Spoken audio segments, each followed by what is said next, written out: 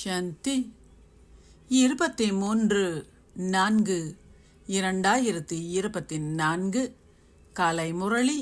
ஓம் சாந்தி. Pop தாதா, மதுவனம்.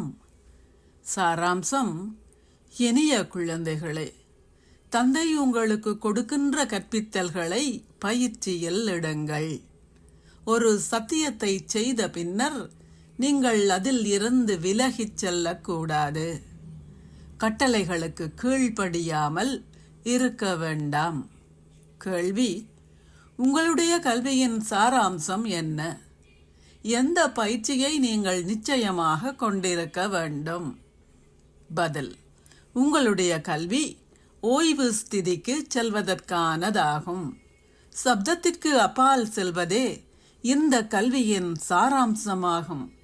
தந்தை மாத்திரமே அனைவரையும் வீட்டிற்கு அழைத்துச் செல்கின்றார். குழந்தைகளாகிய நீங்கள் வீடு திரும்புவதற்கு முன்னர் சதோபிரதான் ஆக வேண்டும்.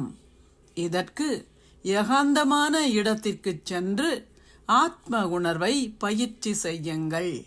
சரீரமற்றிருக்கும் பயிற்சி மாத்திரமே ஆத்மாவை சதோபிரதான் ஆக்கும்.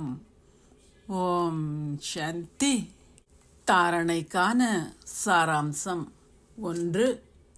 சதோபிரதான் ஆகுவதற்கு நினைவு யாத்திரையில் உங்கள் மின்கலத்திற்கு சக்தியூட்டுங்கள். தவறு செய்வதில் இருந்து விடுபடுங்கள். உங்கள் பதிவேட்டை நன்றாக வைத்திருங்கள். கவனயீனமாக இருக்காதீர்கள். 2. சட்டத்திற்கு முரணான செயல்களை செய்யாதீர்கள். மாயையின் புயலை இட்டு கவலைப்படாதீர்கள். ஆனால் உங்கள் புலன்களை வெற்றி கொள்ளுங்கள். லிவர் மணிக்கூட்டை போன்று மிகச் சரியான முயற்சியை செய்யுங்கள்.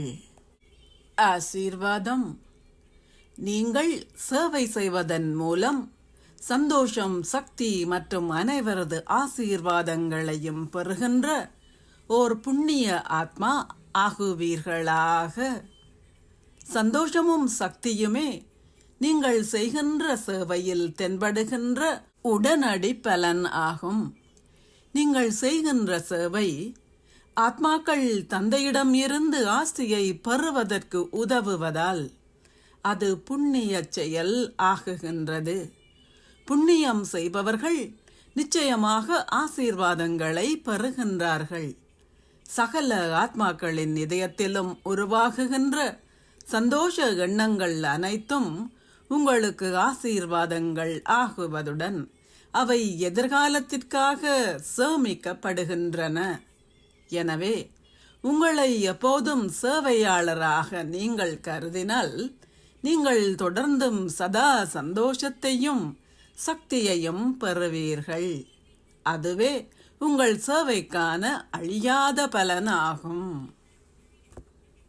ஸ்லோகம்: உங்கள் எண்ணங்கள் மற்றும் வார்த்தைகளின் சக்தியினால் எந்த ஒரு தடையினது திரையையும் அகற்றும் போது திரைக்கு பின்னால் இருக்கின்ற நன்மையை உங்களால் பார்க்க முடியும். ஓம் சாந்தி. நன்றிகள் பாபா.